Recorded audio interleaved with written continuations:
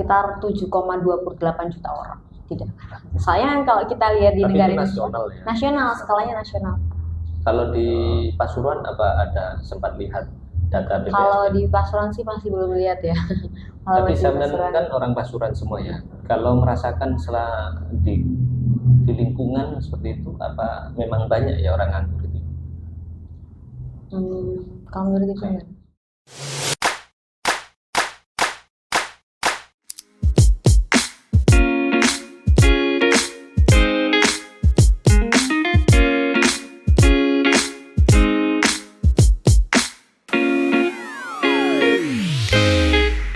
Halo pemirsa, kita kembali lagi dalam podcast Dialog Masa edukatif dan informatif. Hari ini kita duduk bersama teman-teman mahasiswa dari mahasiswa Kabupaten Pasuruan, tepatnya dari kampus Uniwara. Betul ya. Hari ini saya ditemani oleh bosnya mahasiswa ya di Uniwara. Ini saya perkenalkan ada Mas Idin. Mas Idin ya, sehat Mas Idin? Alhamdulillah sehat. Oke, siap. Sama ini presmanya dan didampingi juga oleh wapresnya Mbak Bella. Sehat Mbak Bella ya? Alhamdulillah sehat. Oke, siap. Mbak Bella dan Mas Idin yang mahasiswa ini sering digaungkan sebagai agen perubahan. Betul ya? Ya, agent of change. Agent of change. Jadi melalui kalian segala hal yang kurang baik diharapkannya atau beban tersebut dipikulkan ke pundak-pundak kalian, kayak gitu ya.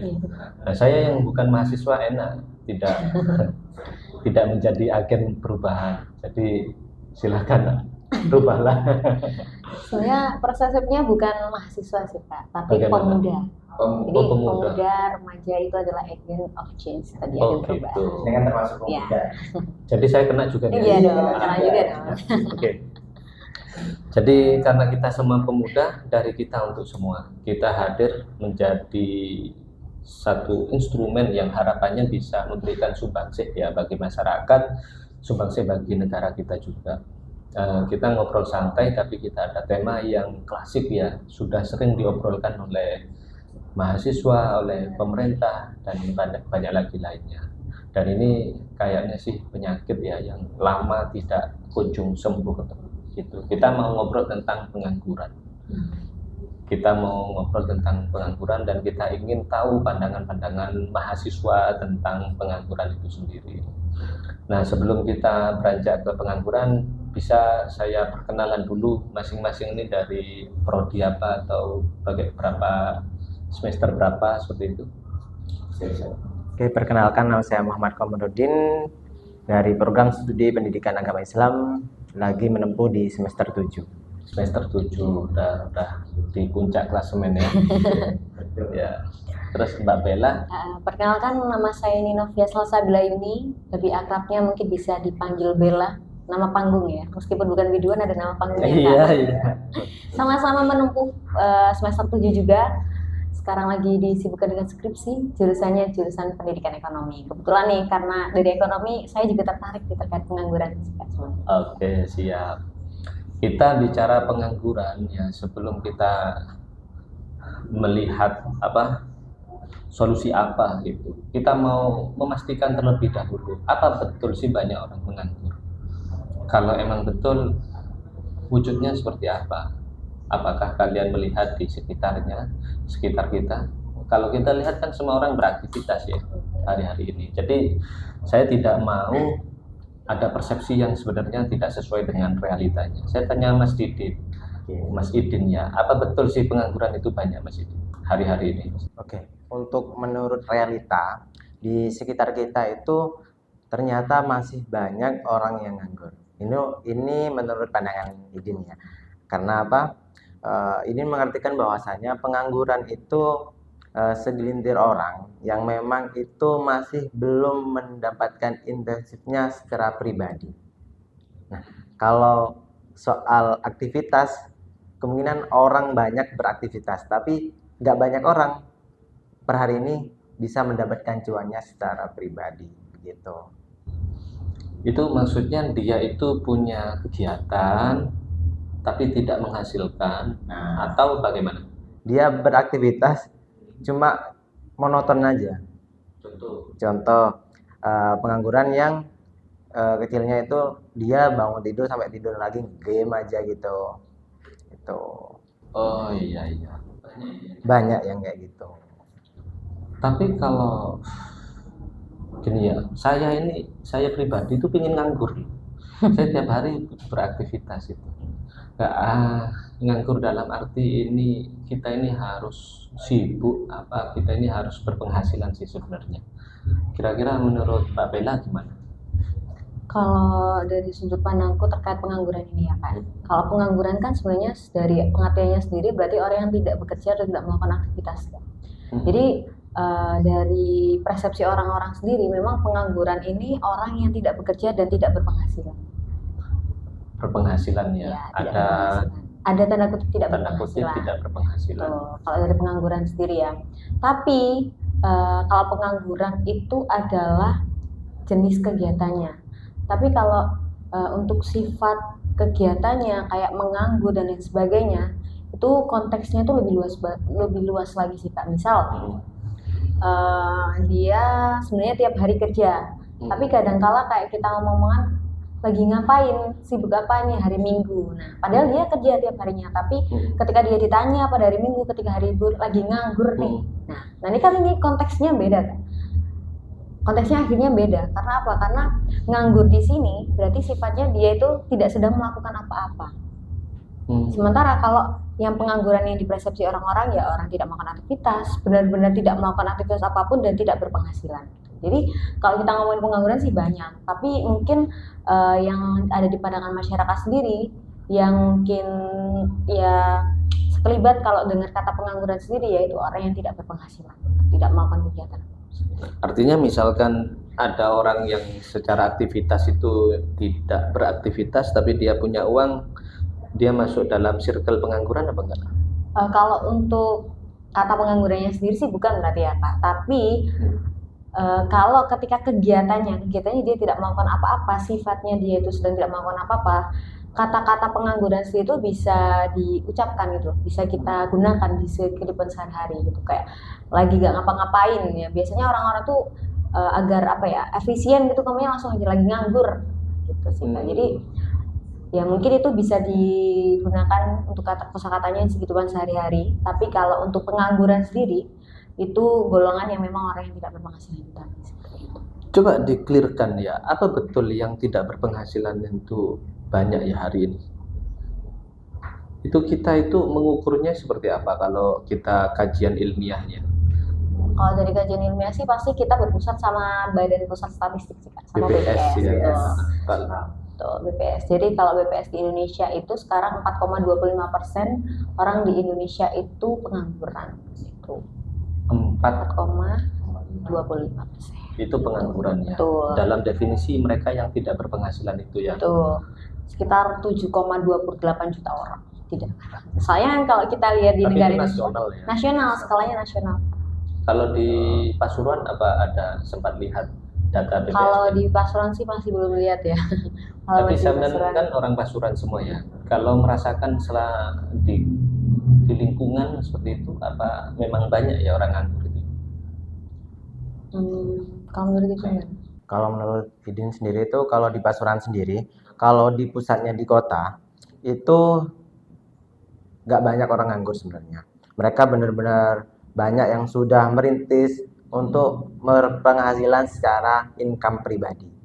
Dalam artian mereka sudah banyak yang sudah menjadi influencer, konten kreator, terus UMKM, apalagi di Kota Pasuruan sudah banyak yang menjalankan UMKM secara pribadi.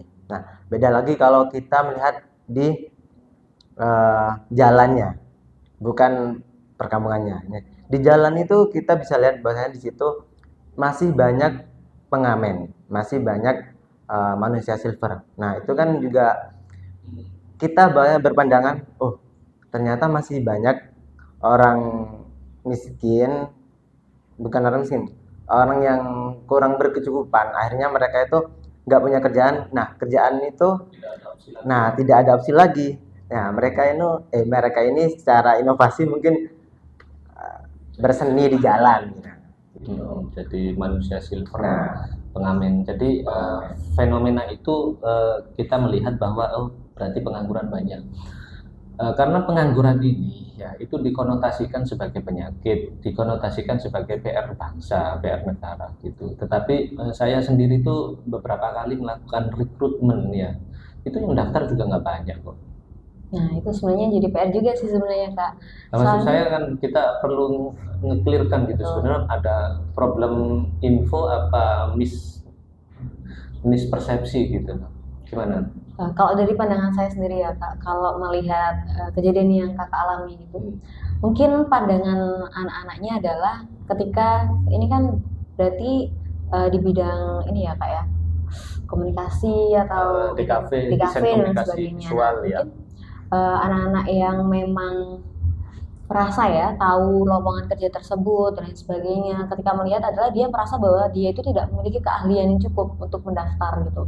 Nah, sebenarnya di sini kita lebih tanya ke pemudanya sih. Ini antara mereka memang tidak mau mencoba atau memang mereka ini masih merasa dirinya itu kurang. Nah, soalnya kalau Gen Z ini Kak biasanya tuh mereka itu gampang insecure, gampang overthinking dan lain sebagainya. Nah, Gen Z pemuda-pemuda sekarang tuh lagi dikecam sama isu mental health juga sih Kak. Jadi kadang teman-teman itu merasa dirinya itu tidak bisa melakukan apapun. Jadi kalau mau mendaftar pekerjaan atau bahkan Kalian ikut juga gitu nggak? aktivitas, ya terkadang seperti itu. Relate juga sih sebenarnya Kak, tapi ya itu terjadi di satu waktu aja ya.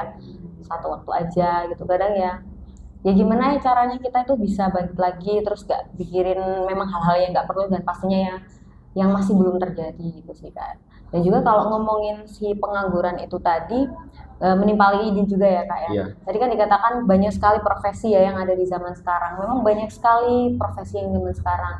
Tapi yang jadi PR adalah ketika profesi tersebut itu sekarang yang dipermasalahkan adalah good looking. Nah, itu juga jadi permasalahan juga jadi Gen Z pemuda-pemuda sekarang. Nah, good looking di sini sebenarnya kan pokoknya kamu tampil bersih, clear, nggak kelihatan tidak rapi atau bagaimana kan sebenarnya sudah cukup ya untuk good looking. Nah, biasanya ini anak-anak persepsinya adalah harus cantik, harus ganteng gitu Kak. Jadi itu juga bikin kita sebagai Gen Z juga mikir, emang kalau misalnya ya cuma dapat ganteng sama cantiknya doang, emang kalau nggak bisa kerja gimana gitu. Jadi kita juga mikirnya di situ juga. Kadang untuk lowongan-lowongan pekerjaan seperti itu kita juga bikin pikir kita juga gitu loh Kak. Sebenarnya kan harusnya tuh yang dibutuhkan adalah keahliannya gitu.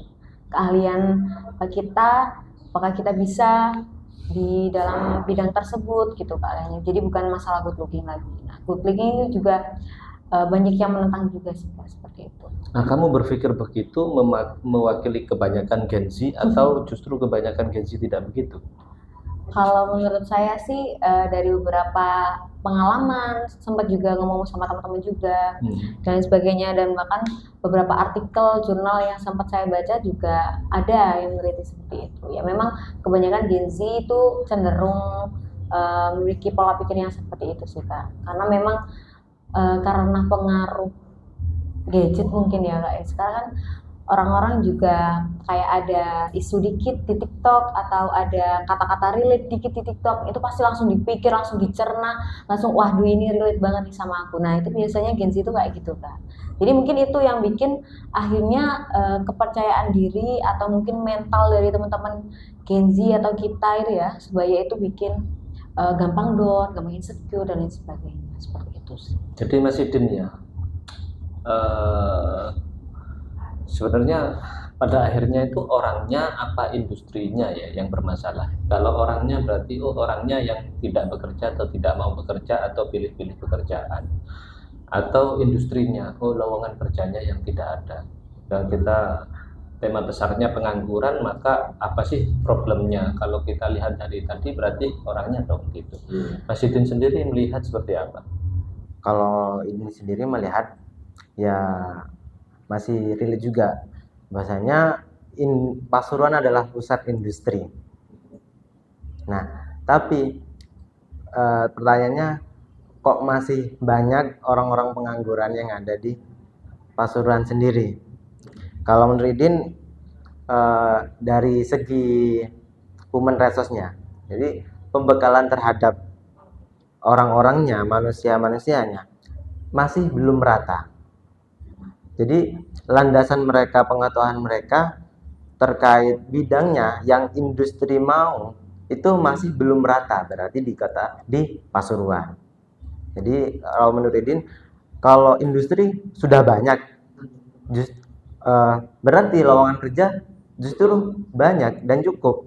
Nah, kenapa masih ada pertanyaan masih banyak pengangguran? Berarti kan perusahaan juga nggak mau rugi dan pastinya pengen orang-orang yang berkualitas yang masuk di perusahaan dia.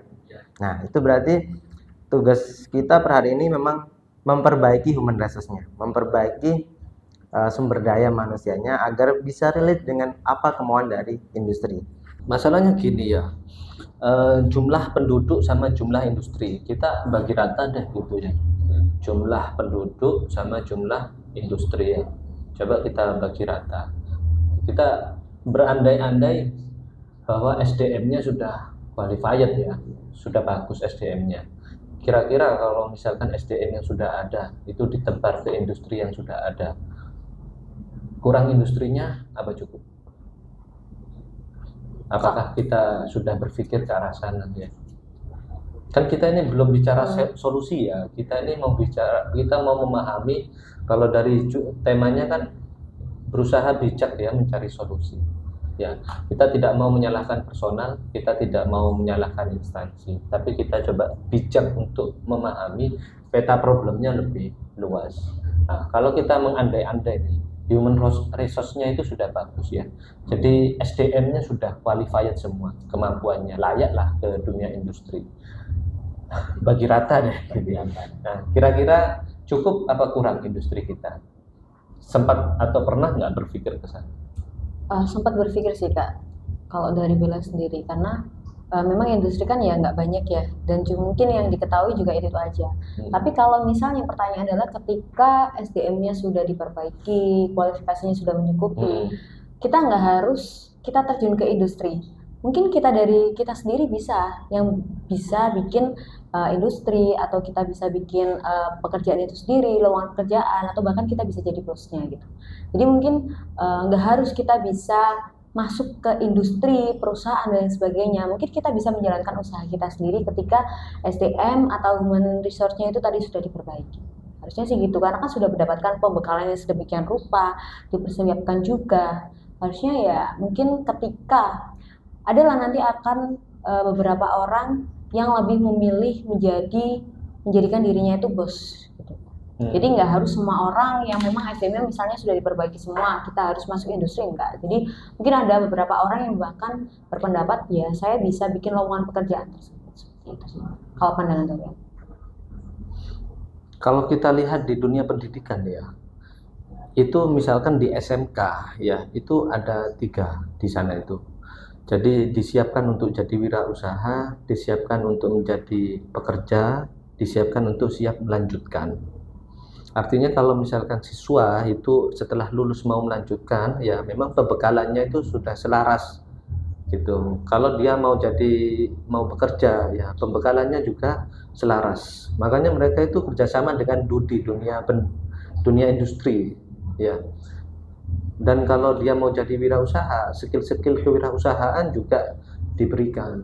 Nah, problemnya itu ketika instrumen dan apa yang kita pikirkan itu sudah teraplikasi, namun faktanya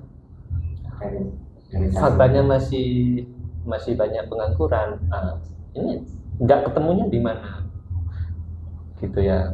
Kan kalau kita mau bijak kan di sana ya, nggak ketemunya nih di mana sih gitu. Kalau kita misalkan mau menyorot pemerintah ya, dalam hal ini kementerian atau dinas ketenagakerjaan, ya mereka akan jawab seperti itu. Jadi mereka itu bahkan bekerja sama, bahkan mewajibkan melalui instrumen perundangan ya, itu sampai kurikulum itu juga disesuaikan. Ada ini salah satu SMK itu, jadi dia itu berlangganan dengan beberapa perusahaan ya. Jadi perusahaan yang menentukan kurikulumnya bahkan. Jadi untuk sesuai dengan kebutuhan di sana. Nah, sedemikian rupa istilahnya ikhtiarnya, tapi faktanya juga masih begitu. Saya kalau menganalogikan begini, ketika misalkan saya punya tugas nyapu nih di satu ruangan, tugas saya nyapu sudah, gitu. Saya sudah nyapu tapi masih kotor. Saya sama bos saya dianggap sudah nyapu apa belum? Pastinya belum. Faktanya belum, walaupun faktanya sudah nyapu kan, sudah diatur. Nah, berarti nyapunya saya nggak benar atau gimana sih sebenarnya? Nah, kira-kira rumit ya. Nah, makanya kalau gampang kita nggak bicara sama mahasiswa. Ya. Jadi rumit. Nah, dan sekarang saya biasanya kalau di ruang bicara, ini kan ruang bicara, kita podcast. Saya tanya dijawab, saya tanya jawab. Saya tidak pernah menanyakan yang istilahnya mengajak berpikir ya. Tapi sekarang saya lihat Idin ini, wah fresh ya. Saya mikir, oke. Kasih Kak. Di mana ini nggak ketemunya? Instrumen pemerintah sudah berpikir dengan benar. Ya, sudah menjawab apa yang kamu tadi sampaikan. Artinya SDM-nya, gitu kan ya. Nah, ini SMK begitu sudah. Kenapa kok masih penganggur? Coba gantian. Oke, jadi esensi dari pengangguran kalau kita diskusi sejauh ini itu berarti kalau Idin sendiri karena banyaknya penduduk dengan jumlah industri pekerjaan, dalam artian ini kita fokus di pekerjaan dulu, di industri. Jumlah siswa setiap tahun dan lowongan pekerjaan yang ada itu masih dibilang kurang. Lebih banyak siswa yang lulus jelasnya. Nah, nggak mungkin kita dalam satu perusahaan orang yang bekerja 5 bulan langsung disikat habis. Nah, kemungkinan ada beberapa perusahaan yang bisa seperti itu. Tapi kan per hari ini kan juga perusahaan punya aturan untuk bisa nge-cut off terkait karyawannya. Jadi karyawan kan punya hak juga. Nah, kalau memang benar-benar kan di sini sudah berbicara soal human resource sudah terpenuhi lah. Nah, berarti kan pastinya dunia perusahaan juga akan tidak bisa meng-cut off terkait perusahaan karyawan yang sudah bekerja. Nah, karyawan sudah bekerja, nggak mungkin dia dalam 1 bulan ganti, kan kayak gitu. Mungkin dia kalau di perindustrian bisa sampai 3 tahun, itu bisa perpanjang lagi. Nah, sedangkan jumlah pencari kerja setiap tahun terus bertambah. Nah, kalau kita salah-salahan, ya memang nggak ada yang salah, tapi gimana kita untuk bisa berpikir bijak itu tadi. Ya, kita pastinya di sini bukan tugas pemerintah saja, tapi tugas kita sebagai pemuda untuk bagaimana bisa bekerja di dunia perindustrian. Itu memang benar-benar industri di Pasuruan, memang orang-orang Pasuruan yang bekerja. Nah, realitanya di Pasuruan sendiri nggak hanya orang-orang Pasuruan yang bekerja, bahkan ada luar negeri, Cina, tenaga ahli yang dari sana itu di sini. Nah, kan berarti itu yang harus kita benar-benar bukan singkirkan, tapi kita bisa mengisi ruang-ruang strategis seperti itu. Oke, berarti dari kesimpulannya kan dari pemerintah untuk meregulasi supaya mengurangi tenaga luar dan menyiapkan tenaga dalam yang siap ya. Kayak gitu ya. Gimana Mbak Bella? Kalau dari pemahaman saya sih saya setuju ya sama pendapatnya Idin juga sih. Memang mungkin ya dari ketika sekarang banyak pengangguran dan memang lowongan pekerjaan yang masih kalau Terbatas kita ya. terbatas ya, kalau dari di bidang industri juga ya mungkin pastinya ya akan tercipta seperti tadi banyaknya pengangguran dan lain sebagainya. Tapi kalau misalnya dari ya kita coba dari diri kita sendiri, kalau misalnya dari kita mau ya, mungkin dari teman-teman yang mungkin sekarang lagi pengangguran, kalau kita mau mungkin pasti ada aja jalannya. Karena memang faktanya dari hingga sampai sekarang ya banyak sekali aplikasi-aplikasi, terus juga informasi di sosial media. Banyak sebenarnya lowongan pekerjaan yang sudah tersedia, tapi gimana caranya kita itu mau ambil, mau coba, itu jadi yang PR sih sebenarnya. Berarti kalau tidak mau ngambil, tidak mau nyoba, berarti orangnya yang bermasalah Ya, ya. betul. Sebenarnya kembali lagi sih di SDM itu tadi. Di kalangan mahasiswa ya, teman-teman sebaya itu adakah ketika ngobrol kayak gitu satu kekhawatiran, aku apa ya nanti, apa gimana, kerja apa ya aku gitu, ada nggak kekhawatiran semacam itu di teman-teman? Kalau itu sih pasti. Pasti. Ada ya. Nggak, maksudnya diverbalkan dalam diskusi waktu nongkrong kayak gitu. Biasanya sih kita malah memang sering bahas itu ya. Ya, betul.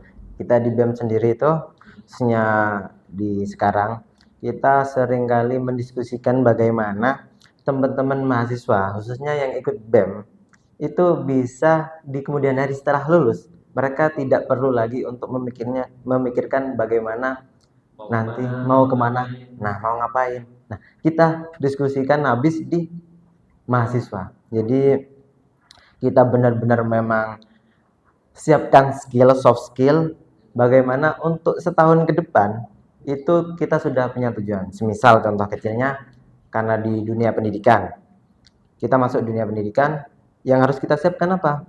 Kita harus mempunyai relasi ke setiap guru-guru.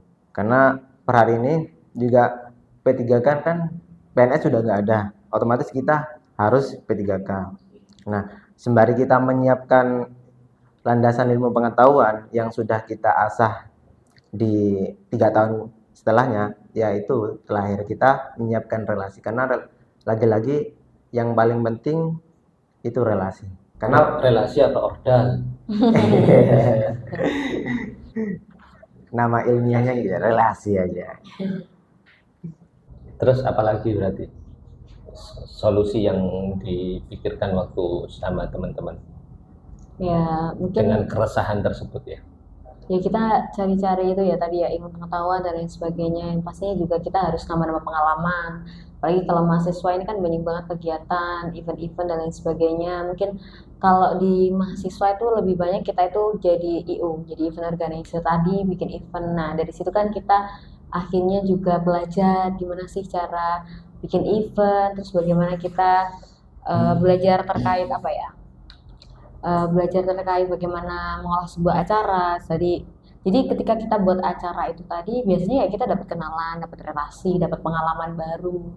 Nah dari situ tadi ya mungkin bisa nambah-nambah pengalaman, nambah-nambah CV, ya nambah-nambah itu tadi sih Kak, relasi itu tadi. Itu apakah boleh ya saya sebut sebagai, ya kan kita nggak tahu ada istilah-istilah kayak gitu, kita kan nggak tahu nanti mau bagaimana, kita nggak tahu kejadiannya seperti apa.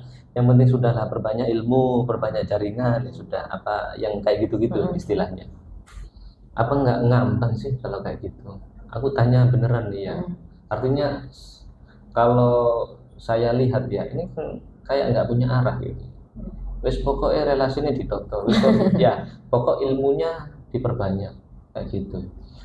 Memang akal kita punya kecanggihan ya untuk menampung banyak ilmu ya, tetapi saya itu punya kebiasaan ya, kalau pas berdiam sendiri merenung saya begini, berapa sih kebutuhan finansialnya untuk mencukupi saya dan orang yang saya tanggung di usia dewasa dan sampai saya istilahnya kewajibannya selesai gitu. Itu kalau diukur-ukur seperti yang sudah diatur oleh negara yang diistilahkan dengan UMR ya, upah minimum ya. Kalau di Pasuruan lumayan besar ya, itu sekitar 4 Kalau kabupaten ya, 4,8 ya. Kalau kota relatif lebih kecil ya. Nah, kalau saya mengacunya begini merenungnya ya, saya itu berada di alam yang seluas ini, nyari uang segitu sebulan, nyari sendiri bisa apa enggak sih gitu. Terus pas gak bisa, saya kok gak bisa ya, setidak bisa itukah saya. Pas gak bisa lagi, saya kok tetap gak bisa ya. Jadi saya itu merasa bahwa nggak banyak yang dibutuhkan untuk kebutuhan pribadi, tetapi kok nggak bisa sejauh itu. Nah, Nah, kayak gini nih, saya merasa ini pendapat saya ya, atau tanda tanya besar saya.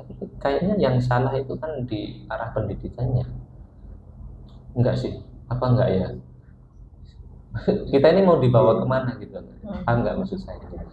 Ya, artinya kan saya tidak dapat sesuatu pengetahuan, knowledge ya, untuk membuat saya itu mampu mencukupi yang enggak banyak itu loh. Gitu kan saya tidak nyari uang miliaran rupiah sih. Semua orang ingin kaya, tapi saya rasa ekspektasinya itu belum ke sana. Ekspektasinya itu lancar ya, maksudnya. Ada pemasukan, kayak gitu. Nah, saya menyinggung akhirnya ke pendidikan. Pertanyaan saya begini, coba ke kalian berdua ya. Pekerjaan itu dicari apa dibuat?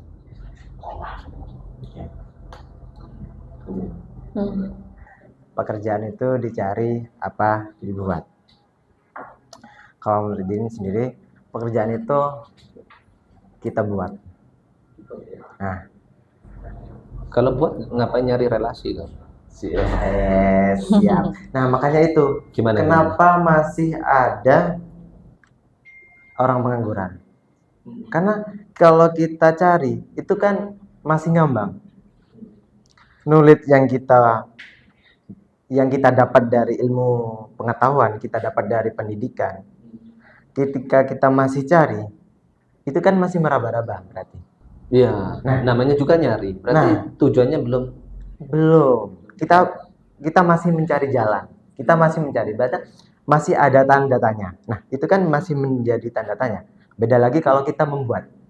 Nah, istilah membuat itu kan kita benar-benar ada instrumen yang harus kita kumpulkan. Nah, membuat itu kan beberapa instrumen yang kita jadikan satu. Akhirnya kita buat. Nah, pendidikan harusnya bisa ngasih knowledge terkait orang-orang itu berpikiran membuat, jangan mencari.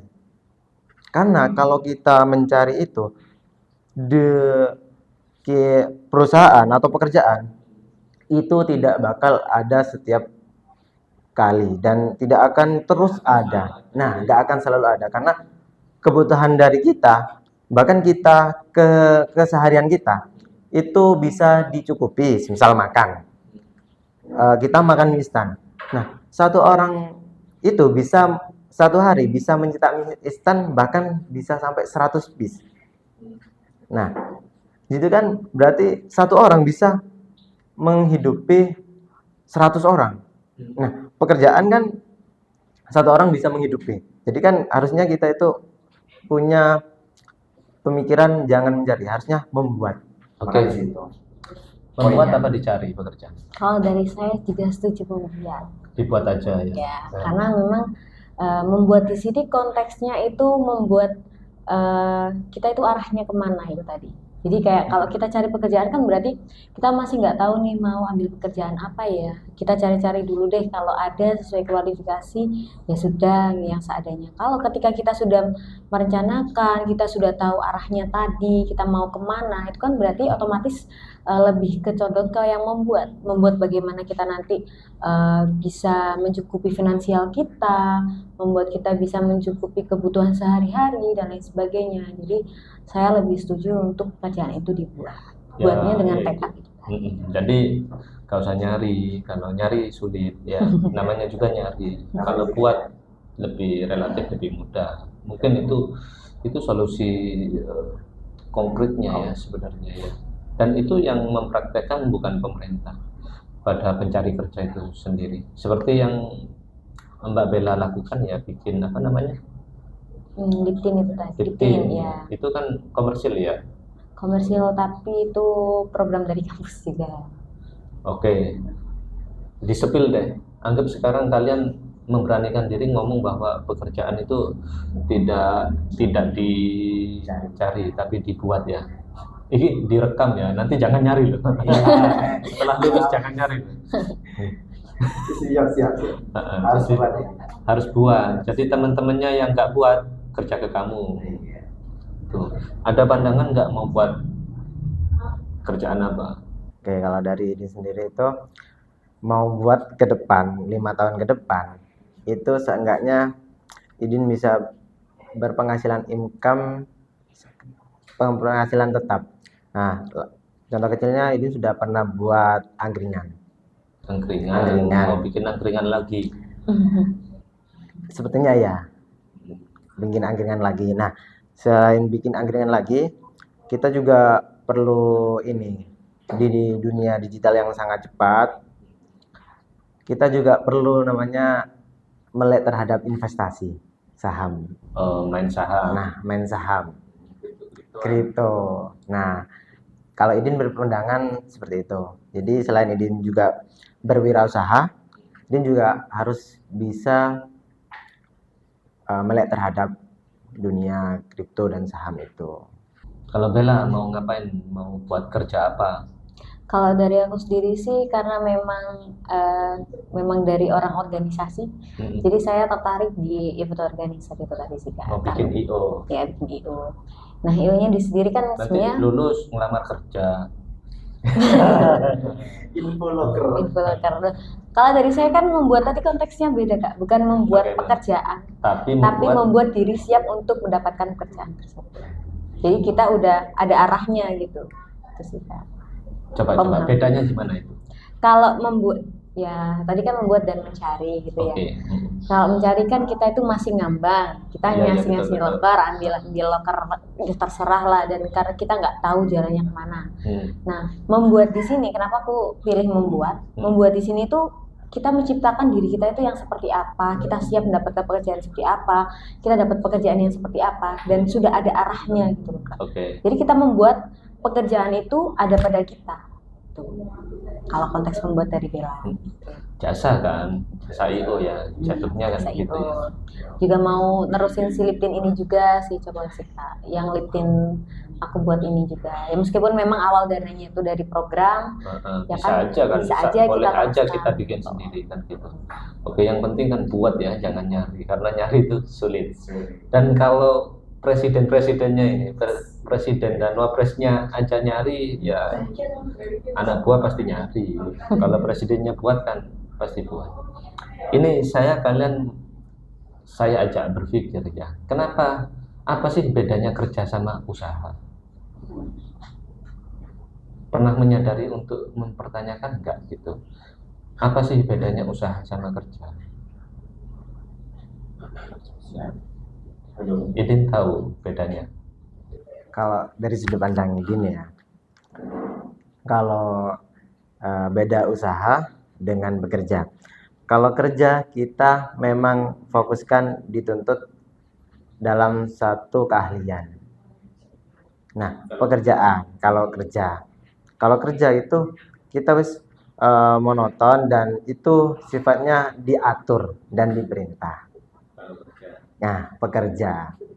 Kalau usaha itu beda lagi. Kalau usaha itu imkannya itu bisa naik bisa turun. Nah, jadi Idin usaha, misal kasih pengusaha, jadi kan pelakunya.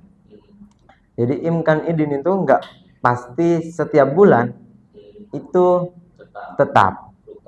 Nah, kalau kerja atau pekerja itu nanti jatuhnya ketika udah ada rate-nya terkait ketika kamu kerja menghasilkan 1000 piece maka bayarnya sekian.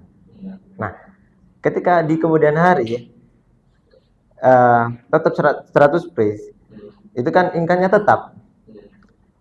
Nah, ketetapan itulah yang menjadi pembeda pengusaha sama pekerja. Dari sisi penghasilan. Dari sisi penghasilannya. Kalau kata Bella, apa bedanya usaha sama kerja?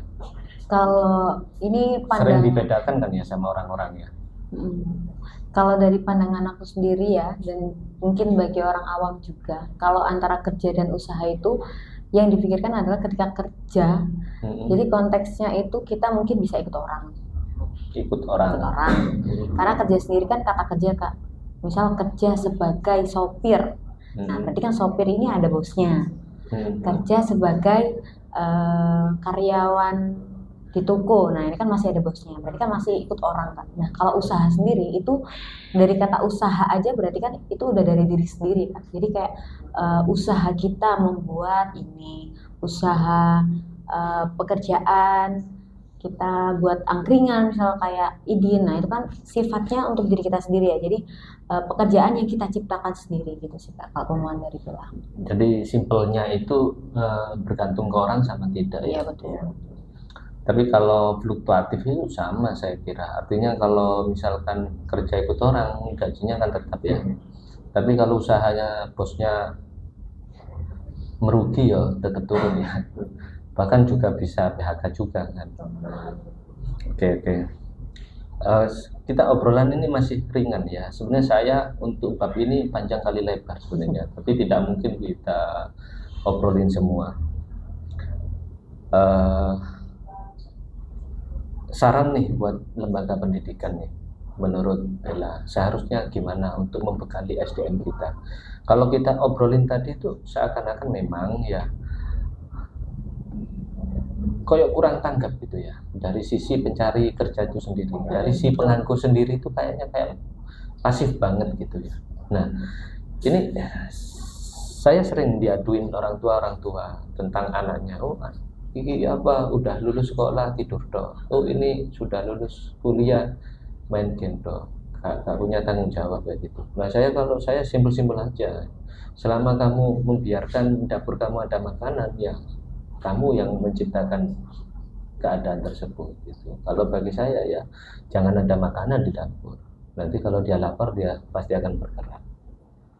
Begitu. Nah, tapi faktanya anak-anak ini memang begitu gitu loh. Kalau kita misalkan gini ya, orang kalau lagi haus dikasih makanan apa dikasih air? Kasih air Kalau haus, kalau lapar dikasih makanan kan begitu ya. Nah, apa yang harus dikasih oleh pendidikan dan belum dikasihkan ya? Kenapa kok lulusannya kok begini amat gitu? Bagaimana menurut sampean? Barangkali itu bisa menjadi acuan pemerintah dan juga dinas terkait supaya ada evaluasi yang lebih efektif seperti itu. Bella dulu. Kalau dari aku sendiri sih Kak, mungkin kalau kita ngomongin ya misalnya kayak kita menuntut ya berarti pemerintah harus menyiapkan lowongan pekerjaan. Simpelnya kan jawabannya harus seperti itu ya Kak, sarannya pastinya ya. Tapi memang realitanya kan nggak segampang itu kita menyiapkan, apalagi dari pemerintah harus ngurusin warganya satu-satu gitu. Harus nanti kamu kerjanya di ini ya. Nah itu kan susah juga. Nah itu kita balik lagi untuk yang ke dunia pendidikannya adalah bagaimana kita bisa menciptakan generasi yang tidak pemalas dan tidak takut untuk mencoba. Karena kan memang permasalahannya dari tadi yang kita ngomongin adalah SDM, human resource-nya dan sebagainya. Jadi di pendidikannya kita harus benar-benar kasih arahan, benar-benar kasih ilmu pengetahuan yang memang sesuai dengan minat mereka. Misalnya kalau di SMA banyak sekali mata pelajaran, tapi kita kan nggak tahu sebenarnya dia ini keahliannya di apa. Jadi ketika mengambil pekerjaan mungkin dia bisa ambil pekerjaan ini yang sesuai dengan keahliannya. Karena kan memang keahlian orang berbeda-beda. Nah kalau di SMK kan memang sudah ada keahliannya masing-masing, sudah kejuruannya enak gitu. Tapi itu sebenarnya juga jadi tanda tanya. Apakah kejuruan tadi itu memang sesuai keahlian mereka? Apa karena memang nilai mereka yang pas-pasan akhirnya masuk ke jurusan tersebut gitu. Dan itu juga mendalam lagi. Betul, itu juga jadi PR akhirnya gitu kan. Nah itu mungkin nanti solusinya adalah ya kita harus benar-benar mempersiapkan bagaimana remaja yang memang sudah dibekali ilmu pengetahuan sedemikian rupa ketika lulus SMA atau SMK misalnya, yang SMA mungkin mau melanjutkan ke perguruan tinggi, ya benar-benar dispesifikasikan dia ini pengen ambil jurusan yang apa, kuliah di mana, pengennya jadi apa. Jadi memang peran guru BK ya di awal. Jadi guru BK itu kan bukan hanya kayak ada anak bermasalah terus datang ke BK kan enggak. Sebenarnya dia yang mengarahkan, ya kan? Dia yang mengarahkan anak ini tuh mau jadi apa, seperti apa. Entah itu dari psikologis, finansial dan lain sebagainya. Sebenarnya peran guru BK itu penting banget di sekolah. Jadi kita bisa tanya dari awal, kita analisis dari awal. Sebenarnya anaknya ini minatnya di mana. Nanti mungkin di jurusannya, untuk nilai-nilainya kita kasih pemahaman kalau memang mau di jurusan ini kamu harus memiliki nilai yang segini loh. Sebenarnya kan kalau di Jepang, Korea kan anak belajar itu benar-benar sampai pagi ketemu pagi karena memang udah dikasih tahu ya Kak. Meskipun ya Aku nggak tahu saya. kalau misalnya mereka itu memang ya di sekolah di antara Korea itu mereka itu memang gaya belajarnya adalah ada guru, nanti mereka akan diberikan ruang sendiri untuk belajar, jam sendiri untuk belajar sendiri mandiri. Nah sebenarnya dari situ pun akhirnya guru itu memberikan mereka peluang, kamu silakan belajar apa yang memang harus dipelajari sekarang, dan nilai kamu harus mendapatkan nilai segini agar bisa masuk ke universitas yang kamu inginkan. Karena ketika mereka mendapatkan universitas kan pastinya mereka memimpikan universitas yang terkenal, yang pastinya sudah terakreditasi gitu kan. Nah, itu juga bisa jadi peluang, jadi biar mereka itu bisa masuk ke sesuai dengan jurusan mereka, dan ketika mereka sesuai jurusan, sesuai keahlian, pastinya pekerjaan itu bukan hanya sebagai aku kerja enggak, tapi mereka bisa enjoy, mereka bisa bekerja dengan baik, dengan semangat pastinya. Nah, itu sih Kak kalau dari aku.